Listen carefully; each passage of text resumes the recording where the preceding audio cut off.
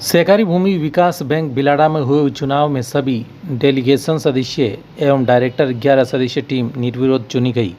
इसके साथ ही अध्यक्ष और उपाध्यक्ष का चुनाव भी निर्विरोध संपन्न हुआ। अध्यक्ष पद पर मदन लाल माली निर्वाचित होने के बाद में कार्य ग्रहण करते हुए उन्होंने बताया कि हमारे इस बैंक के लिए प्राथमिकता रहेगी, बैंक का निजी भवन जल्द ही बनाकर दिया जाए, ऐसी योजना के साथ आगे चलेंगे और इसके साथ अधिक से अधिक किसानों के हित के लिए यानी फसल बीमा के साथ में किसानों को लाभ मिले और सरल तरीके से उसका ऋण भी मिले, इसके बारे में विचार किया जाएगा। इसी प्रकार इस पूरे कार्य को चुनौतीपूर्ण कार्य था, उसको आसान तरीके से संपन्न कराने वाली चाणक्य नीति के साथ में ही श्री बाल यादव जो इस कार्यालय में 40 सालों तक सेवाएं दी, उनकी भूमिका महत्वपूर्ण रही। उन्होंने कार्य ग्रहण करते समय पूर्व अध्यक्ष दुर्गाराम पवार को विदाई भी दी। यादव साहब जो एक पूरा नाम इस भूमि विकास बैंक के क्षेत्र में, चाहे भोपालगढ़ का हो, पिपाड़ का हो, एक जो ऋणी है सभी बच्चा बच्चा जानता है, जो ऋण के सदस्य हैं वो भी जानते हैं। यादव साहब आपने बहुत बढ़िया यहाँ इस बैंक के अंदर कार्य किया है। सेवानिवृत्ति होने के बाद में आज जो ये वापस चुनाव हुए हैं, उस चुनाव में शुरुआत में ऐसा लग रहा था कि एक बहुत बड़ा संघर्ष होगा, लेकिन आपने किस प्रकार से इसको भूमिका में बनाकर सभी को निर्विरोध चुनाव करवा दिए। ये कहाँ ऐसा कैसी योजना बनी है आपकी, इसके बारे में बताना चाहिए। इसके संबंध में ऐसा है कि जब मैं किसान का बेटा हूँ और जब इस बैंक में आया, मैंने कार्य करना शुरू किया, मुझे फील्ड का चार्ज दिया गया किसानों की स्थिति के हिसाब से। मैंने उनको कभी लोन के लिए चक्कर नहीं कटाए और जैसी उसकी आवश्यकता थी वैसे उसकी आवश्यकता पूर्ति करने की भरपूर प्रयास किए। कोई भी दुखी किसान को जो बैंक में मेरे पास आ गया, उसको मैंने राजी करके खुश करके भेजा। तो आज उसी का परिणाम है कि मैं क्षेत्र के, चाहे बिलाड़ा तहसील हो, भोपालगढ़ हो, चाहे पिपाड़ हो, जिन भी किसानों को मैंने संपर्क किया उन्होंने सबने यस कर लिया कि नहीं, हम मदन जी को निर्विरोध बनाएंगे।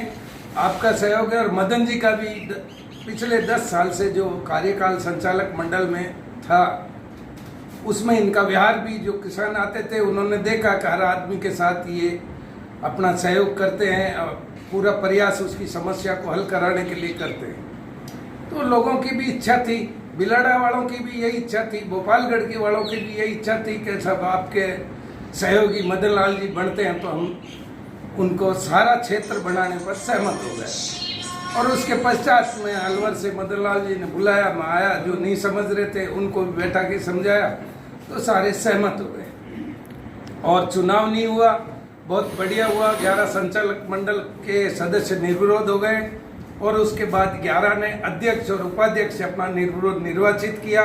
मैं इन सभी संचालक मंडल के सदस्यों को बहुत बहुत धन्यवाद देता हूँ, हमारी इज्जत रखी। मैं इनका बहुत आभार व्यक्त करता हूँ कि मैं 5 साल पूर्व यहाँ से सेवानिवृत्त होने के बाद भी आज भी ये मेरा वही मांग करते हैं। और जो स्टाफ की मांग है बैंक का निजी भवन हो, उसके लिए भी मैं अध्यक्ष साहब से और संचालक मंडल से यही रिक्वेस्ट करूँगा कि आप लोगों के प्रयास से अति शीघ्र ये कार्य हो सकता है, तो आप करिए और आपका नाम रहेगा जब तक बैंक की बिल्डिंग रहेगी। बहुत बहुत धन्यवाद यादव साहब। यानी आपकी सकारात्मक सोच ही, आपके आत्मीय प्रेम जो है, जुड़ाव के कारण ये सब कुछ हो पाया है। मेरे अनुभव के हिसाब से मैं एक और राय दूंगा, जो ऋण की बात चल रही थी, इसके अंदर आप प्रयास ये करिए ताकि आपको बिल वगैरह का सारा झंझट मिट जाएगा कि किसान जो जमीन मॉर्गेज कर रहा है उसका वैल्यूएशन और उसकी जो ऋण सीमा बनती है उसके अंदर वो कोई भी, चाहे पशु खरीदे, पाइप खरीदे, पंप खरीदे, ट्रैक्टर खरीदे, कोई भी यंत्र खरीदे, भूमि समतल कराए, खाद डलावे, जो सारी योजनाओं में वो किसी में भी खर्च कर सकता है। एग्रीकल्चर की ज़्यादा से ज़्यादा भाई आप वेरिफिकेशन कर लो भाई इसने ये काम कराया है या नहीं कराया, और उसकी निजी आवश्यकता भी पूरी होनी चाहिए। घर में अगर उसके कोई भी खर्चा आ गया, तो जमीन आपके पास बढ़ गया यार, उसकी लिमिट में पैसा है तो आप उसको पेमेंट करिए, ब्याज रेट तो वही रहेगा, उसकी लिमिट कर दो भाई, इतने दिनों में चुकाना है, वो तो एसएलडीपी जो नीति के हिसाब से बनाती है। तो काश्तकार की जमीन की लिमिट बनाकर और उसको किसी भी प्रकार का वो उस लिमिट के अंदर पैसा उठा सकता है, तो उसमें किसी प्रकार के बिल की भी आवश्यकता नहीं होगी। दूसरी नहीं होगी, वो फसल होता है उसका बीमा कराइए बस, तो वो भी बीमा का लाभ भी मिलेगा। मैं तो ये राय दूंगा। नहीं, बिल्कुल बिल्कुल सही है, ये किसानों के हित में रहेगा। हाँ। बहुत बड़ी बात है। एक बात पूछना चाहूँगा, जब ये चुनाव होते हैं तो एक गुटबाजी बहुत सामने आ जाती है, और उस समय उस बीच का रास्ता निकालना बहुत मुश्किल होता है, क्योंकि ऐसी गुटबाजी इतनी चरम सीमा पर पहुंच जाती है। उस समय आपने एक बहुत बड़ी भूमिका के साथ में ये काम किया, कैसा उस समय आपके अनुभव को निकाला होगा आपने? देखिए कि हर आदमी की इच्छा होती है, राजनीतिक इच्छा शक्ति भी होती है, तो राजनीतिक क्षेत्र के लोग राजनीति के हिसाब से सोचते हैं, और हम किसानों के बीच में रहे। हम चाहते हैं कि यहाँ बैंक का चेयरमैन राजनीतिक नहीं बन के एक सामान्य किसान बने, ताकि आम किसान को पार्टी पॉलिटिक्स के हिसाब से नुकसान न हो। आम किसान बनेगा तो वो चाहे बीजेपी हो, कांग्रेस हो, कोई भी पार्टी हो, उनको पार्टी से लेना देना नहीं, उनको किसान के हित में काम करेगा। और जो पॉलिटिशियन अध्यक्ष बनेगा तो वो राजनीति के हिसाब से काम करेगा, तो फ्रैक्शन बढ़ेगा। बिल्कुल सर। तो हम तो वो बीच का रास्ता निकालते हैं कि जो किसान है राजनीतिक नहीं है, उन्हीं को पहले डेलीगेट सदस्य बनाने के प्रयास करते हैं, और वो डेलीगेट सदस्य जब अपने बहुत संख्या में आ जाते हैं तो अपना किसान वर्ग का बिना राजनीतिक वाला अध्यक्ष बन जाता है, और ऐसा ही हम पिछले 3 चुनाव से करते हैं। बहुत बढ़िया सर, आपने ये भूमिका निभा के निर्विरोध सब, यानी चाहे वार्डों का चुनाव हो, वार्डों का, और फिर जो है संचालन मंडल के सदस्यों का चुनाव हो, आपने बिल्कुल निर्विरोध करवाया। अध्यक्ष का पद का, उपाध्यक्ष का, ये बहुत बड़ी भूमिका होती है। कहीं बहुत बड़ा संदेश पूरे राजस्थान में जाएगा कि वहाँ बिलाड़ा की भूमि में, तो आप इसके बारे में क्या कहना चाहेंगे इसमें? ये तो सब आप लोगों के सहयोग से, आपके प्यार से है। आपने हमारे इतनी इज्जत बख्शी, तो हमने भी लोगों से प्रयास किया कि आपस में नहीं लड़ाएं और अपने किसान वर्ग को ही अध्यक्ष बनाएं।